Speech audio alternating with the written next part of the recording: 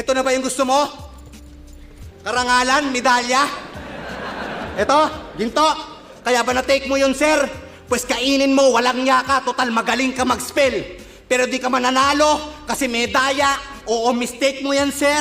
Pero may medalya. Tong medalya, ngayon binigyan ng L.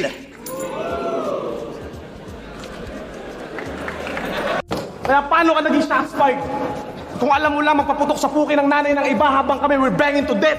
Utak mo kumantot ng MILF, utak ko mala MILF.